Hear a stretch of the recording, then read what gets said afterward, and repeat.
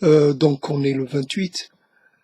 On va bientôt être ou plutôt le 29 octobre de cette année toujours si particulière. Donc reprendre le thème classique, alors je sais pas lequel, le thème des 60 ans, tiens. La belle affaire, toujours avec un petit questionnement, voire une petite suspicion dans la voix. C'est quoi avoir 60 ans? C'est quoi être un sexagénaire ou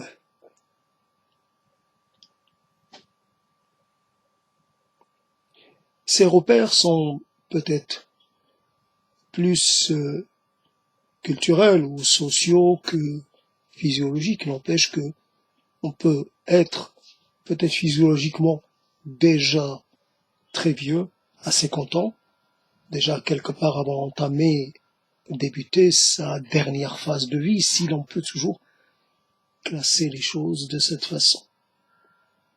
Comme quelqu'un qui dit, ça a été dit, on commence à mourir le jour de notre naissance,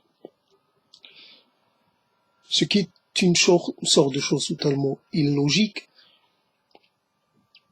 On ne meurt pas, évidemment, puisqu'on est en pleine croissance.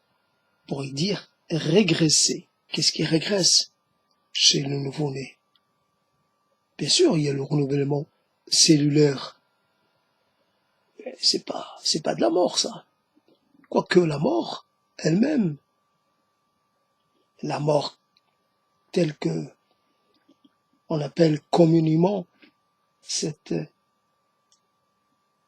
absence de réaction, de réactivité, au moment où l'être semble ne plus répondre à l'appel, n'être plus stimulable d'aucune façon.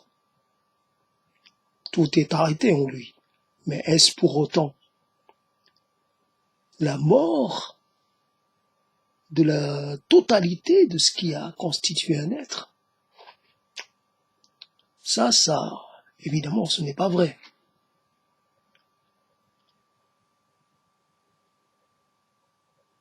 Oui, on meurt. Il y a des choses en nous qui meurent. C'est pas si grave que ça. Par contre, je sais pas ce que je voulais dire en fait, dans le sens où finalement on est censé appartenir à une catégorie de gens. Donc, par décade, donc les sexagénaires avant peut-être de faire partie des septuagénaires, etc., etc. Donc,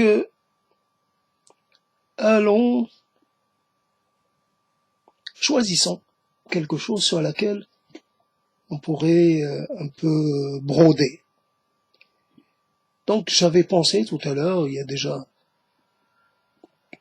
quelques heures, ce matin peut-être même, ou hier, je sais plus, à ce concept du discernement, c'est-à-dire de la distinction, de la capacité de faire la différence entre l'ivraie et le grain, entre le raisonnable et le déraisonnable, entre le supportable et l'insupportable, entre le vivable et l'invivable, entre le raisonnable et l'irraisonnable, entre le convenable et l'inconvenable, la capacité de discerner. C'est très attaché quand même au volet moral.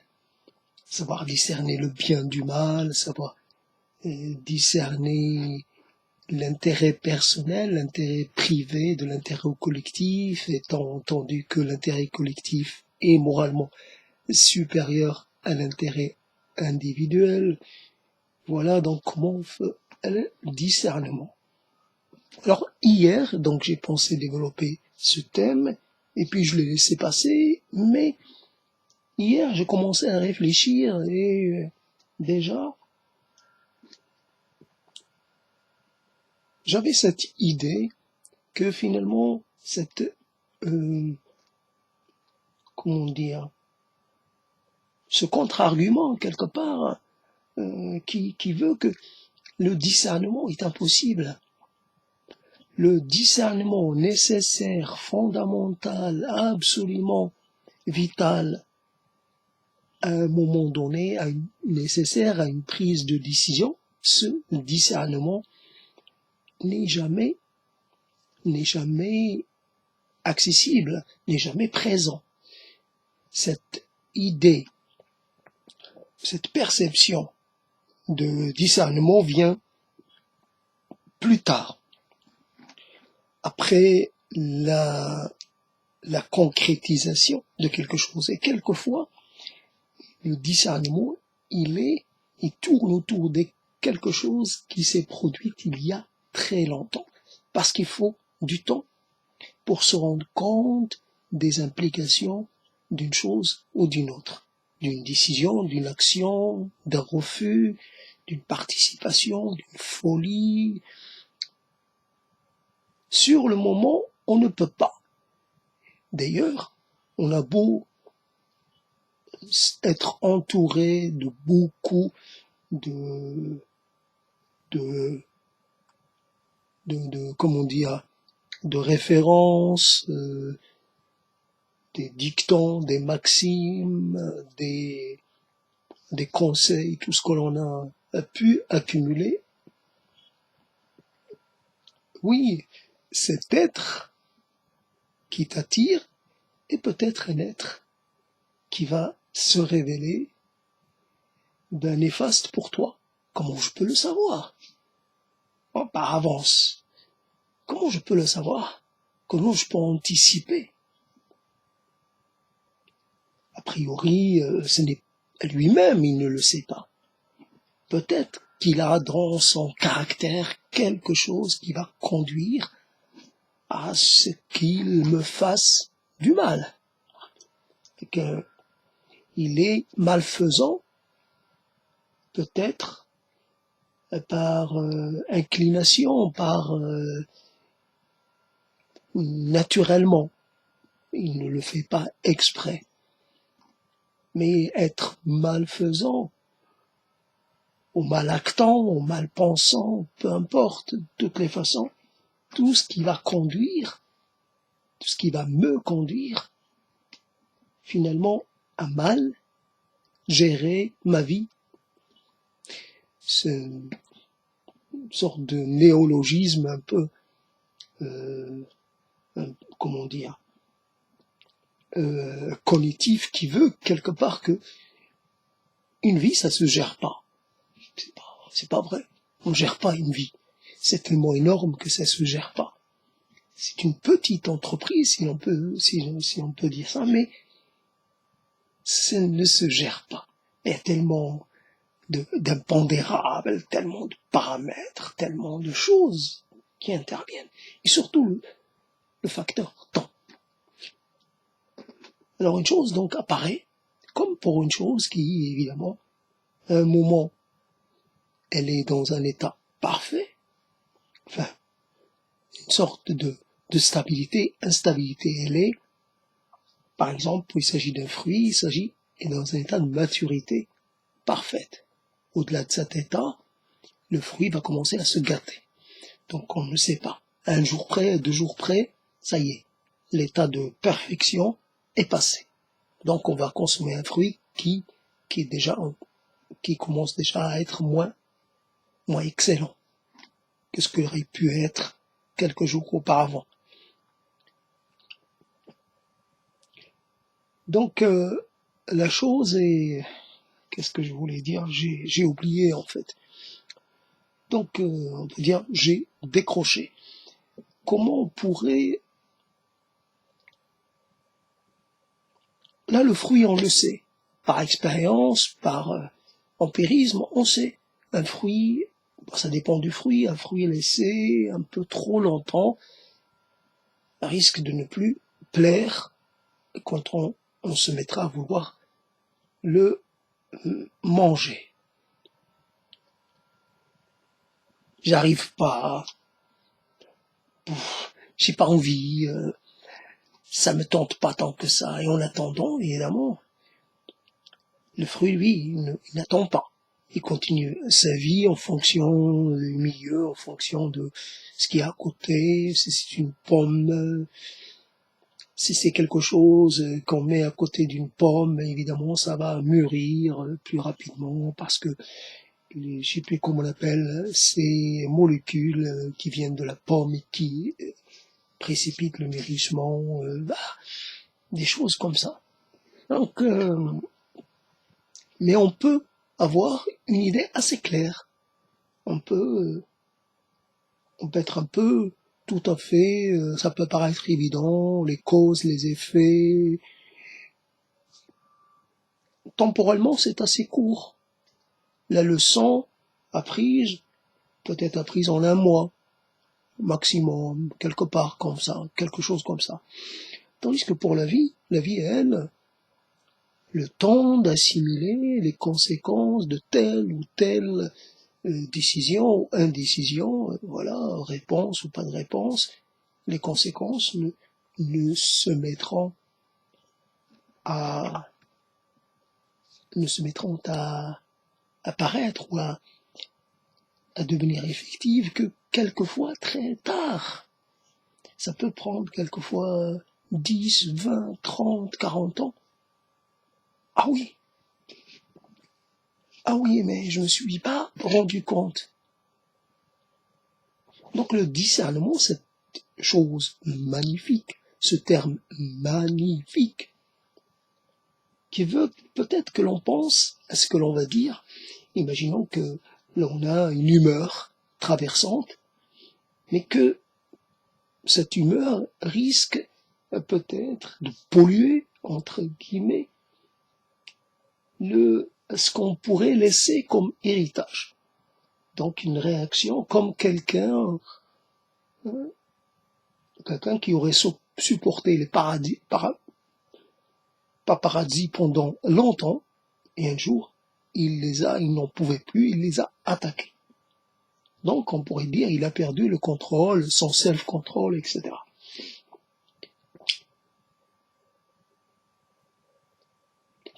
C'est marrant. Je connaissais quelqu'un, et cette notion de perdre le contrôle, mais moi, avant de connaître ce terme et d'utiliser de perdre le contrôle, je connaissais un autre terme qui, lui, est beaucoup moins présent aujourd'hui, celui du self-control. À la rigueur, on pourrait rencontrer le terme de self-défense, mais le self-control, ça, c'est beaucoup moins, c'est passé de monde. Donc, ce terme-là est un peu délaissé. Donc, contrôler, parce que en un instant, on peut finalement marquer sa vie pour l'éternité, comment dire, parce qu'on aura agi un peu dans un accès de... Donc, le discernement, c'est de s'inscrire peut-être dans quelque chose de plus grand que l'instant, même plus grand que soi. Peut-être l'idée d'être un modèle, de constituer un modèle, qui sait, une référence, et l'idée que, là aussi,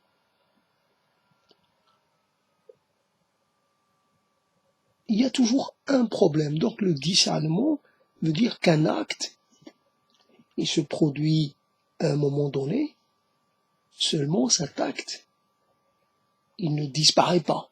Un acte, quand il se produit, il reste présent, vivant, tangible, matériel, effectif pendant très longtemps. Dans une situation, j'avais la possibilité de réagir d'une façon très manifeste, je n'ai pas réagi. Donc pour moi, il reste la situation. Bien sûr, je suis pas oublié toutes les situations dans lesquelles je préférais plutôt m'en aller, m'éclipser plutôt que de me battre, etc. N'empêche, je peux dire que là, finalement, je peux accepter une petite défaite plutôt qu'une grande complication, une énorme complication. Oui, un petit sacrifice pour un bénéfice quelque part beaucoup plus, pour une sorte de, comment dire,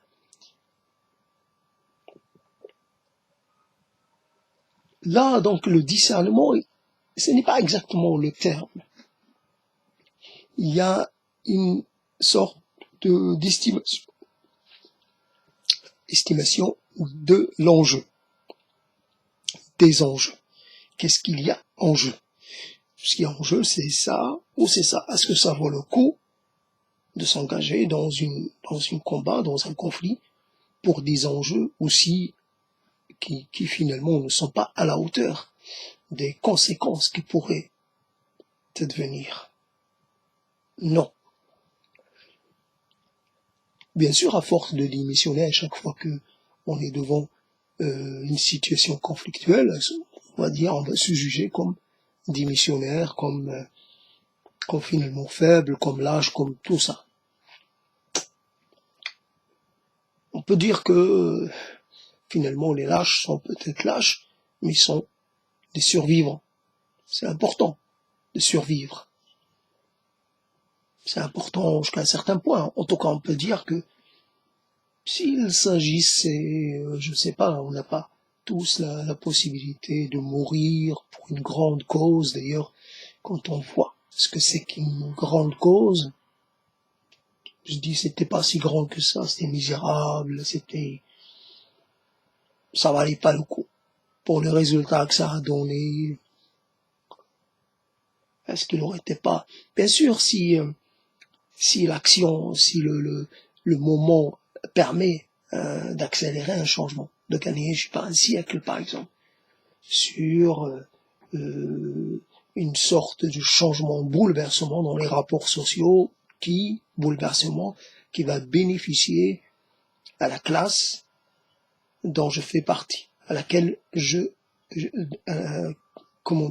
à laquelle j'adhère ou qui est ma classe. Donc, si je fais bénéficier ma classe tout entière d'un acquis important, à ce moment-là, évidemment, mon sacrifice, lui, il est, je vais dire, il est adoubé, mais un sacrifice qui se conçoit et qui se justifie.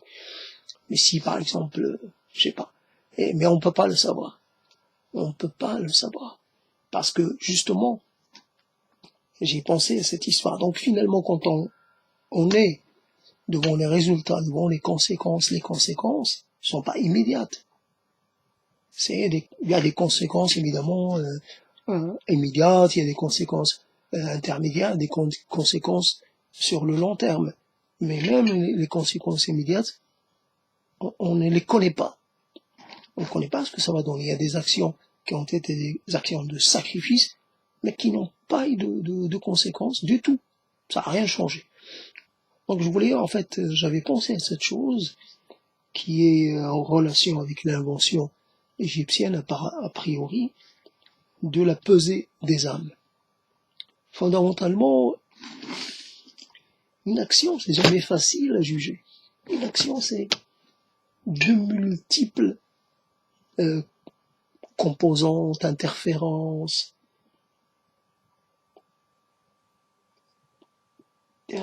Comment on pourrait dire la ligne droite? C'est la somme de plusieurs petites lignes qui s'arrêtent. La ligne droite, et en fait, elle n'est pas si homogène que ça. Elle est constituée de lignes qui, comme le corps est constitué de petites cellules, alors à ce moment-là, la ligne est constituée de micro-lignes. Mais visuellement, on a l'impression que c'est quelque chose qui est totalement et harmonieusement relié. En fait, non. Il y a des lignes. On peut dire que pour expliquer pourquoi on a fait telle ou telle chose, une chose qui mérite que l'on soit sauvé ou et qu'on évite la damnation, pour expliquer cette chose, il faut du temps. Évidemment, jour du jugement dernier, le temps n'est pas un problème. Donc, nous avons le temps. Il faut combien? 1000 ans. Prendra 1000 ans. Ah, j'ai besoin juste de 10 ans. 10 ans pour expliquer pourquoi.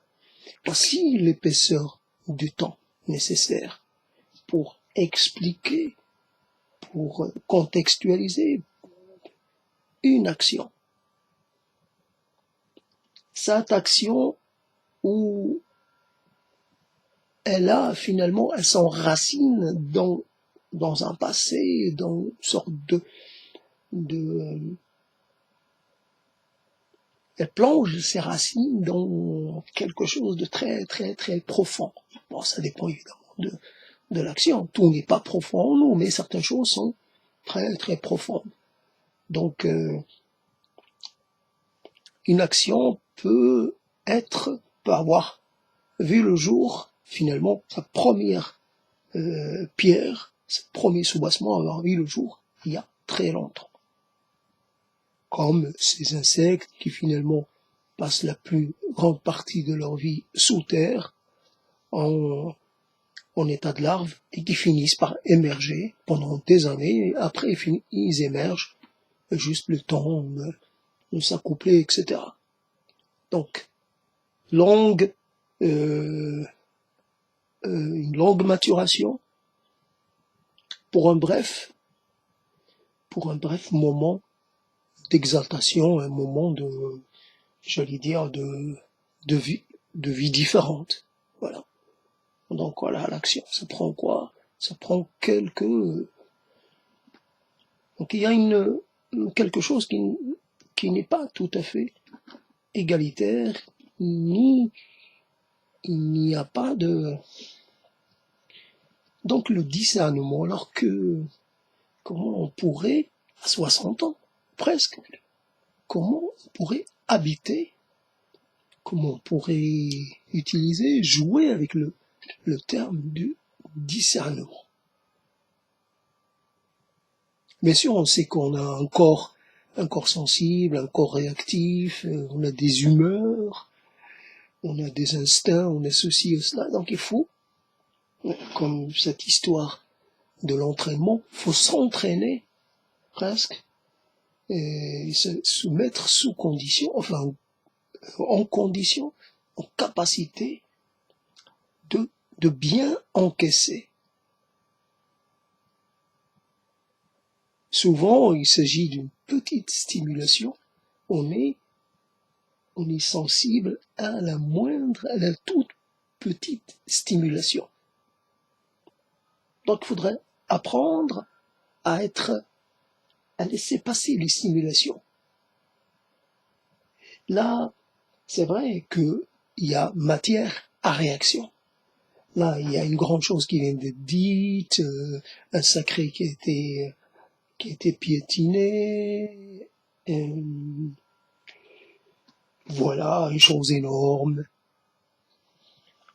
Bon, je pense à quelqu'un, donc je pense à une situation particulière, mais je dirais pas laquelle, seulement je dis cette personne qui dit ça.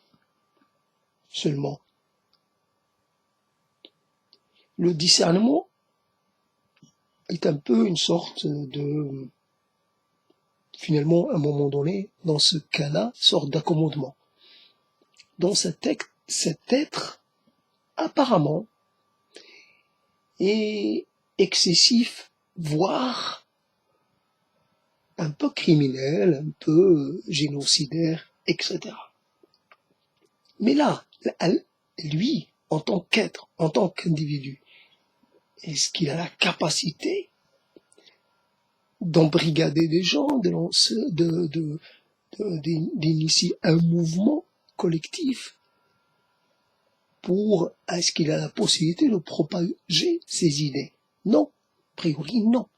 Il est seul, ses idées, c'est vrai que, je pense, avant l'Internet, donc, mais même, c'est pas parce qu'on a des idées particulières et qu'on se lance dans leur diffusion que cela va prendre. C'est vrai que sur un les réseaux, on va pouvoir rencontrer des gens qui ont les mêmes idées. Est-ce que pour autant, on va voir revenir le national-socialisme tel qu'il a eu lieu, avec comment dire, avec la même doctrine, la même idéologie, national-socialisme visant les mêmes populations, etc. Non, c'est évident que non. En tout cas, le national-socialisme finalement a fait place nette. Si par exemple, même dans les pays, d'ailleurs il y a des pays qui ont des groupes antisémites, alors qu'en fait ils n'ont plus de minorité sémite, ou alors vraiment c'est ultra minoritaire, et pourtant, donc on pourrait trouver cette contradiction, il y a une certaine contradiction est courante, et même si on revient en Allemagne, évidemment la communauté hébraïque ou judaïque n'a strictement rien avec la communauté qui a été exterminée en grande partie par les nationaux socialistes. Donc ça n'a strictement rien à voir. Le discours reste, l'idéologie reste, mais peut-être qu'elle changera de victime, elle changera, elle passera peut-être aux autres qui seraient considérés, ou elle trouvera comment dire, une population ou une sorte de victime, ou une sorte de population sacrifiée, population, le discours, l'armature des discours pourra toujours trouver, se faire naître un ennemi suffisamment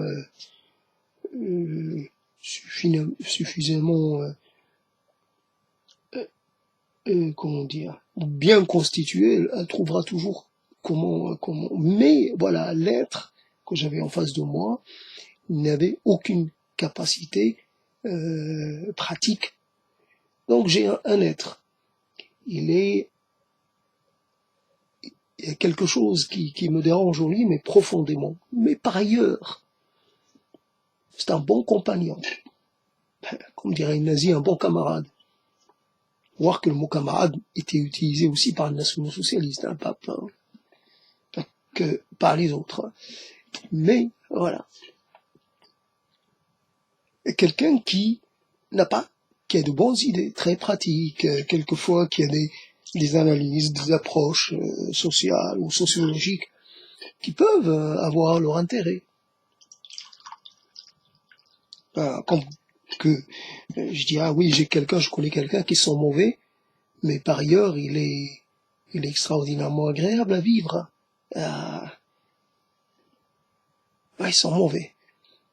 On peut rien faire. On peut dire qu'ils sont mauvais, pas parce qu'ils ne se lavent pas, mais parce que son corps, voilà,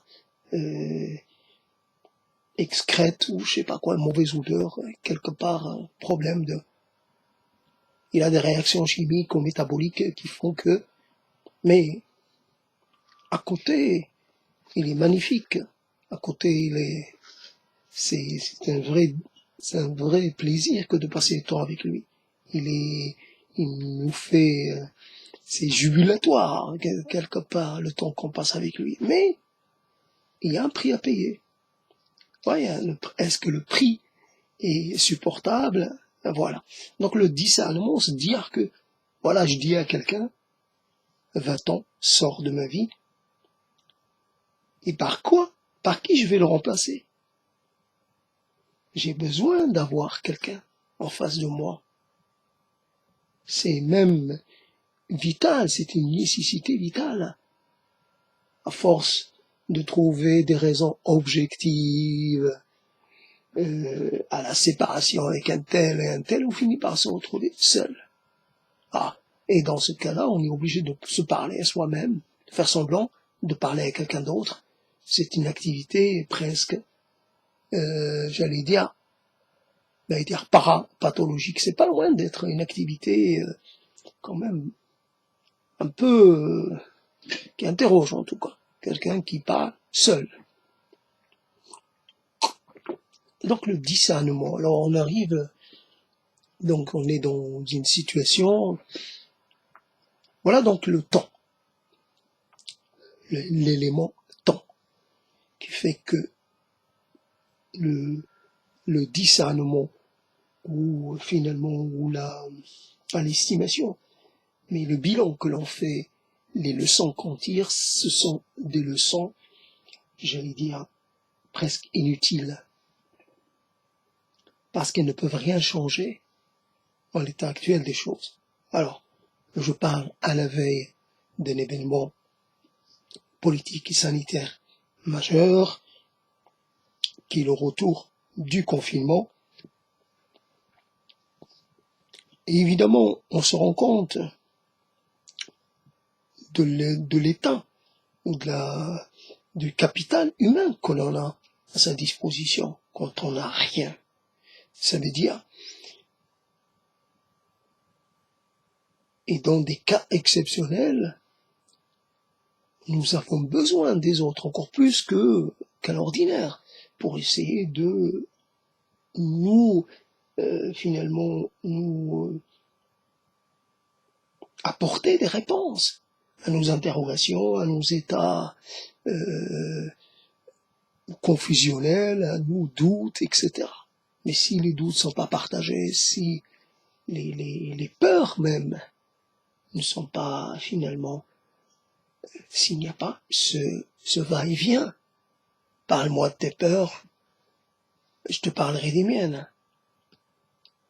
Parle-moi de ton errance, je te parlerai de la mienne. Parler de l'errance à soi-même, je vois pas trop où ça peut amener, quoi. Donc finalement, le discernement, c'est-à-dire qu'à chaque fois, il faudrait avoir un jugement dernier, mais un jugement tout court, juger ses actes à chaque fois que on en fait. Mais comment juger?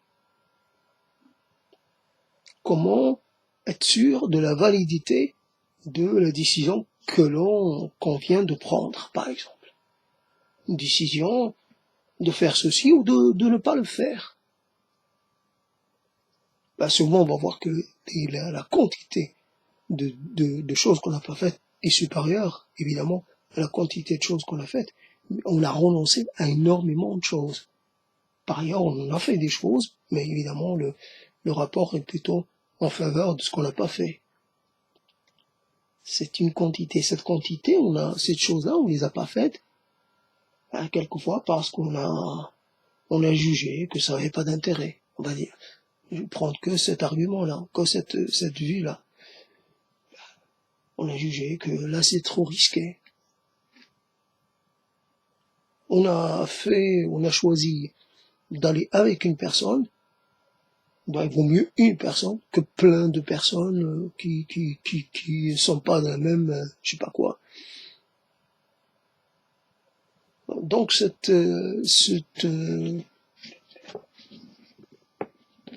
type de sélection, de tri entre les gens, entre les actions, entre les pensées, entre les choix, il peut se révéler totalement, j'allais dire, improductif, stérile, néfaste,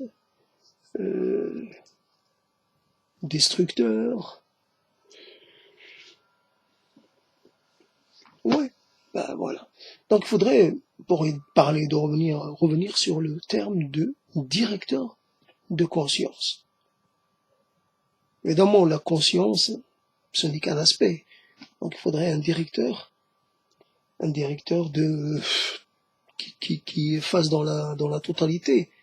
Il y a la conscience, il y a le sens moral, il y a les principes, il y a le système de valeurs, mais il y a aussi la situation matérielle. Et quelquefois, la situation matérielle n'a rien à voir, n'est pas de notre fait. Il y a des choses qui ont préexisté à notre avènement. Donc on trouve une situation, on est dans une classe, on est nourri avec une culture particulière, on peut pas. On n'a pas le choix.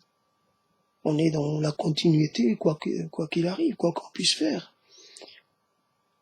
Une fidélité qui quelque part subit, ils n'ont pas choisi. Voilà, le directeur, pas de conscience, mais directeur tout court. Directeur dans le sens où c'est pas quelqu'un qui vous dirige. Là, toujours, le terme est un peu impropre. Le directeur, c'est plutôt une sorte là, même pas tuteur, parce que là, on n'est pas dans le fait de chercher un tuteur. Chercher une sorte. Là, je reviens sur le terme de présence. Une présence. Une présence amicale, tout simplement. Amicale. Pas du tout, qui n'a pas de qui n'a pas d'a priori.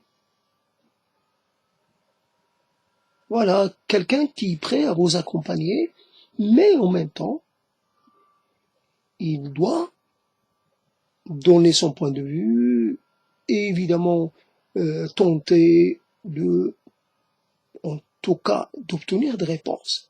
Voilà les choses. Quelqu'un qui vous questionne, vous lui amenez, je sais pas, le récit de quelque chose, vous lui dites vos choix et vos préférences, il doit vous poser la question. Vous devez le convaincre. Le convaincre pour vous convaincre vous-même. Car, quelque part, il n'est qu'une extension de vous-même. Comme vous ne pouvez pas vous dupliquer, donc vous avez cette présence qui est une sorte de copie, une sorte de présence qui n'est pas une présence radicalement autre. Oui, quelquefois, le simple fait qu'on nous pose la question à propos d'une chose qui peut nous apparaître totalement évidente, totalement allant de soi, ben justement, je secoue un arbre, ben, soit il tombe des feuilles, soit il tombe des fruits, soit il tombe quelque chose, mais donc je secoue quelqu'un qui me secoue un peu, gentiment. Mais moi je me retrouve à essayer de revenir à mon état, un état antérieur. Oui, mais je reviens jamais à mon état antérieur. Il y a, quelque part, j'allais dire, les germes d'un doute. Il y a quelque chose qui c'est infiltré. Et donc moi je dois faire attention, je dois faire face à des questions. Je choisis, mais est-ce que ce choix, il est finalement, si évident que cela, si net, si pur que cela. Donc je vois que finalement j'ai une adhésion à mon projet. Ben, j'ai une adhésion qui était pas du tout mesurée, mais qui était considérée comme forte, comme presque totale.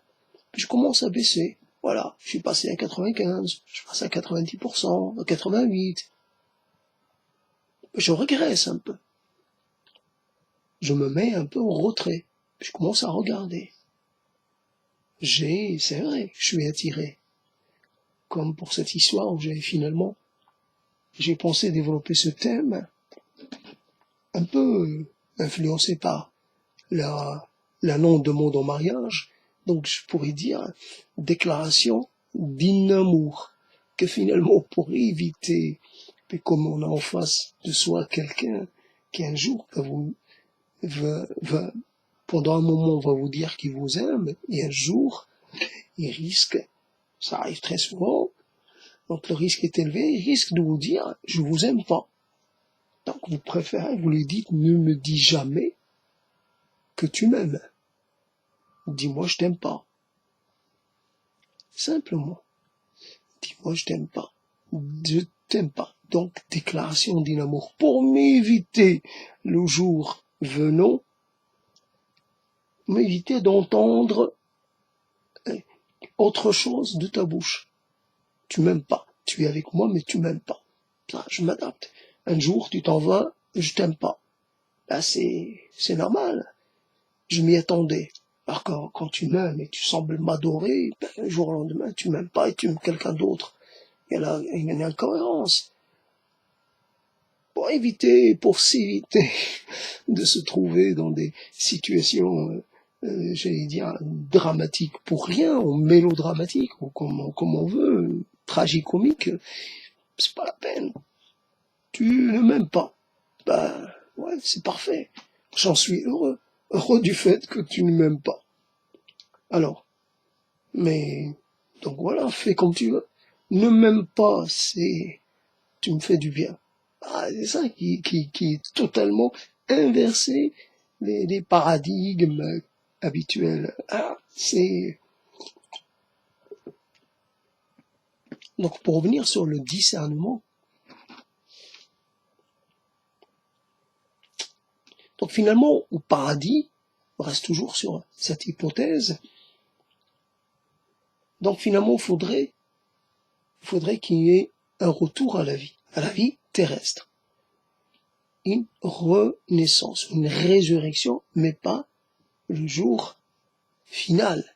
Une résurrection tu as droit à 3 résurrections, par exemple. Le triangle, toujours la Trinité, mais on va dire 4. On va changer un peu, on va dire 4. Voilà, chacun a droit à 4. Alors évidemment, on t'a donné 4 possibilités, 4. Donc la première, t'as rien fait, la deuxième, t'as rien fait, donc on peut pas. T'as une occasion d'apprendre, puisque finalement le principe est d'apprendre et de garder en mémoire un certain nombre de choses qu'on va choisir d'éviter, etc. Ça nous permettra d'avoir une direction. Dans ce cas-là, cas de figure, oui. Mais sinon, on n'a qu'une vie. Le temps d'apprendre à faire la différence, justement, le discernement, il est trop tard. Il est impossible. Est-ce quelqu'un qui est mort? On ne peut pas le ressusciter pour lui dire pardon, pardon, pour essayer de lui dire combien on l'aime, pour essayer de lui dire raconte-moi. Il y a des tas de choses que j'ignore de toi, dis-moi, apprends-moi. C'est trop tard. Comme une chose qu'on a laissé passer je sais pas, par un concours c'est trop tard. Comme cette personne qui m'a dit, moi j'ai continué ma vie. Je ne me suis pas arrêté. Donc, tu peux me dire des choses, et tu sais, je suis plus la personne que tu as connue.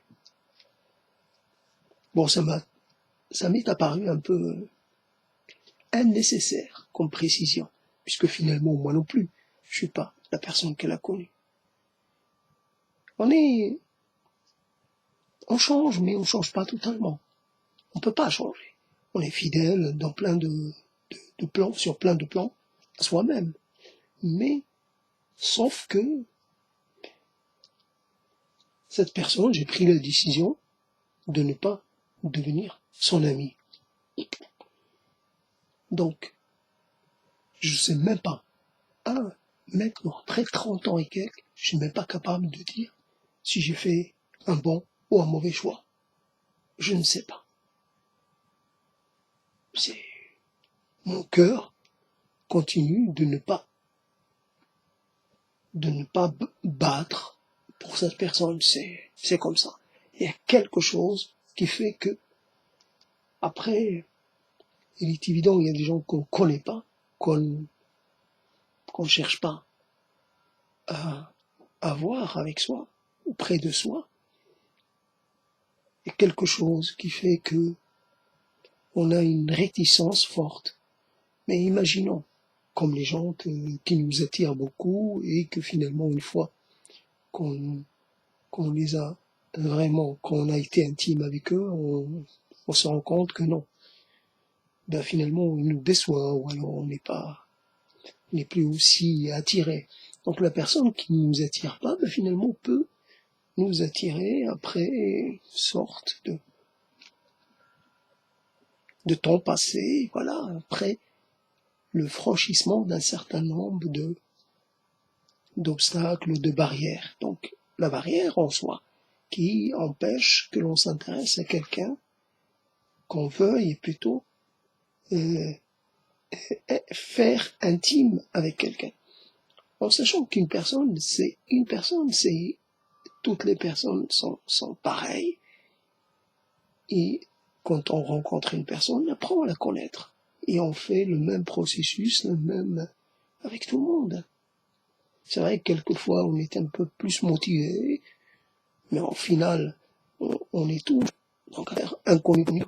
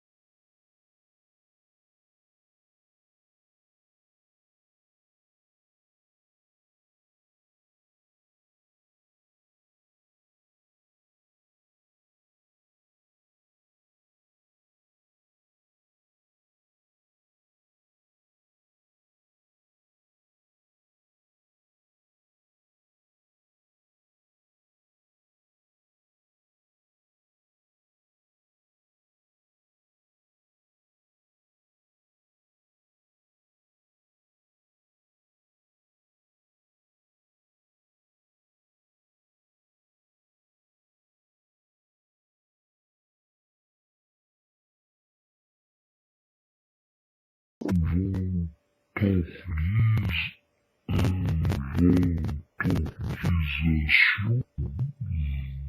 mise en place d'un inventaire qui, évidemment, va essayer de faire le tri entre les choses, voilà, créer une sorte d'échelle de valeur, je sais pas. Alors là j'ai bien fait, là j'ai mal fait, évidemment, globalement, j'ai mal fait et il n'y a pas moyen de considérer les choses autrement. Donc 60 ans,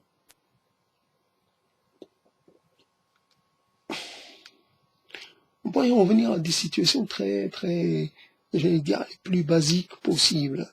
Alors basique, c'est une chose un peu, comment dire, comme on dit, primaire, primitif. C'est vraiment, c'est schématique, c'est presque grossier. D'accord, on est en face. Puis ouais, mais c'est quoi cette histoire de webcam qui s'arrête? Pourtant, il n'y a pas spécialement. Je vais programme. Pourquoi l'image a-t-elle disparu? Ah, je continue de parler et j'ai oublié ce que je suis en train de dire.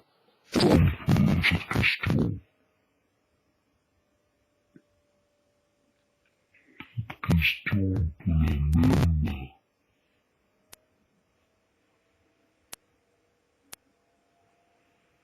C'est incroyable. C'est incroyable.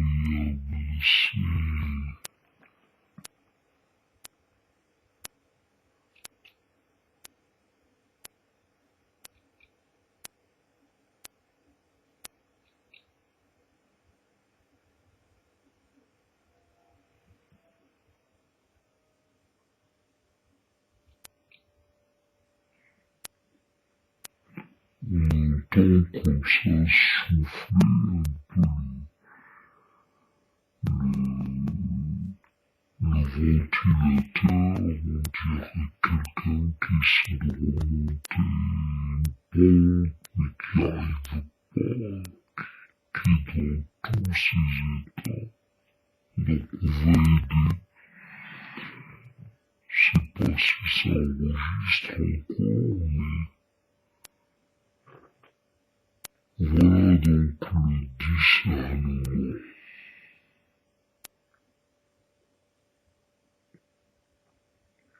Ce mot-là, on l'étendard quelque part. Suivez-moi. Suivez mon étendard. Vous qui voulez vous battre pour plus grand discernement, vous qui avez fait des causes pour le discernement, allons combattre. Combattre quoi? Le non-discernement, l'indiscernement, le manque de discernement, le déficit de discernement, le décéphale de mon, on va dire quoi, contrariant, le discernement mauvais, le discernement hostile, le discernement refaisant. Pour y avoir aussi une matière de discernement, on peut avoir un discernement qui en fait, comme d'avoir l'image peut-être disparaît. Puisque, moi, ça a pris une idée toujours longtemps, mais j'aimerais je vais bientôt arrêter, donc je n'ai pas su totalement m'attaquer au discernement. J'ai quelques petits soucis d'ordre matériel, d'ordre domestique.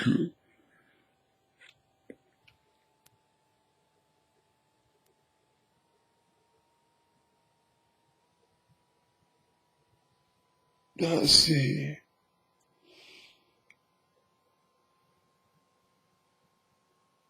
Il y a un problème de temporalité, problème sérieux.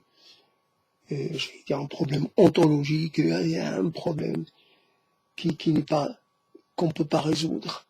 D'accomplir toujours, comme dirait l'autre, on va obligatoirement amener à vivre dans le regret de nos instants passés, perdus, peu importe, toujours destiné à connaître finalement, le doute, un peu le retour sur les choses, le retour sur ses réalisations. Peut-être que j'aurais pu faire plus, mieux. On peut pas échapper. Bon, finalement, c'est juste un exercice un peu, j'allais dire un exercice un peu de style, une figure de style, plus qu'une réalité, le discernement. On voudrait passer l'idée, je sais pas, l'image est revenue, mais je suis figé. Ah, salut, compagnon. T'es figé, mon pauvre, t'es totalement arrêté. Là, tu commences à bouger, là. Allez, bouge un peu. Purée, c'est incroyable. On dirait qu'on est devant quelque chose de très compliqué et qui semble, on peut connaître quelques moments de déficience. Donc c'est quelque chose de totalement il n'y a pas moyen de, il n'y a pas moyen de faire, ouais, c'est comme être en train de regarder les choses qui nous ont appartenu de notre vivant, les regarder dans les mains ou dans regarder quelqu'un d'autre en jouir. Je suis là, je suis pas mort. Rien ne te donne le droit d'utiliser mes affaires, d'utiliser les choses qui sont miennes. Je suis encore vivant, donc j'ai encore le droit de les posséder et de m'en déclarer unique possesseur. Donc je partage les choses que je partage pas et pourtant déjà on est dans le partage imposé. On voit qu'on peut rien faire. Ou alors on peut faire, mais c'est tellement peu. La fenêtre, c'est extraordinairement rétréci, la fenêtre de tir. Il n'y a pas moyen d'atteindre quoi que ce soit, de corriger une quelconque. Et être là, observer, parce qu'on a encore la capacité d'observer, de noter, de faire des déductions, bon, d'apporter un commentaire ou un autre. Ça change rien la situation.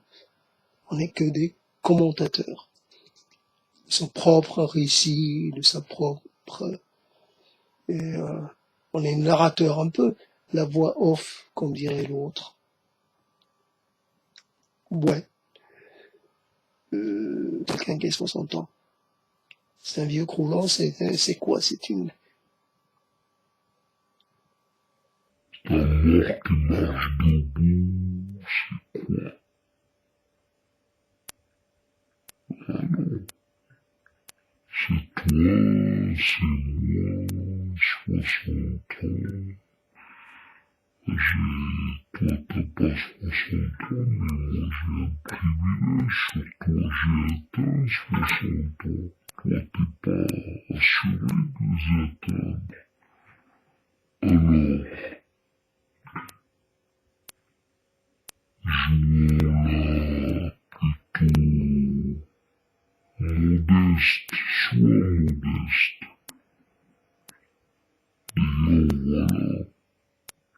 Donc, une qualité qui peut être intéressante, on peut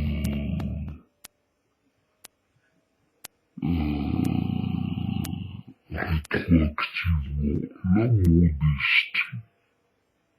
La modestie dans le regard que l'on jette sur les choses, sur sa propre personne, son importance, sur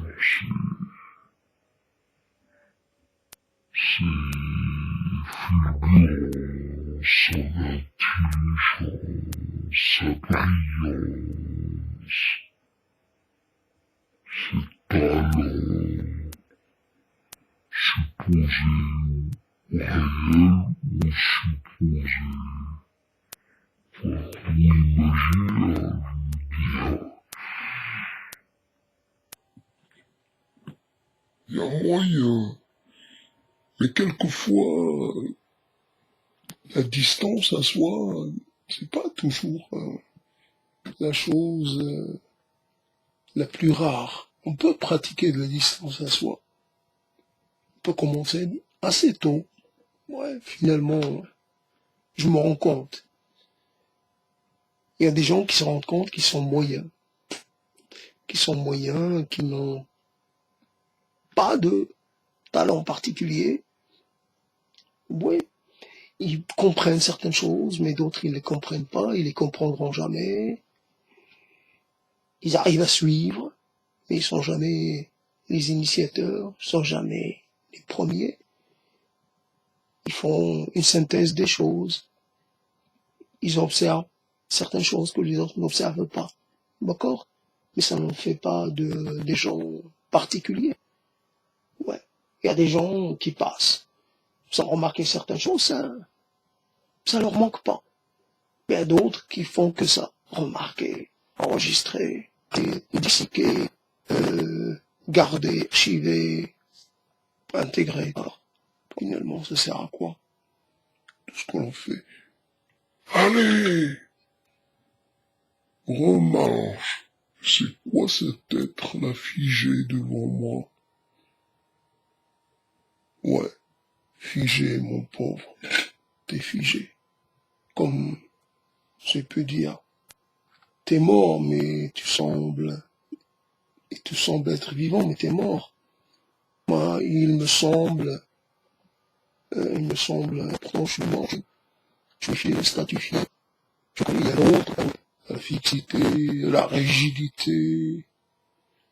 Rigidité dans la tête, évidemment. La capacité de comprendre la condition déjà. Rigidité, tout court dans la vision, c'était une sorte de...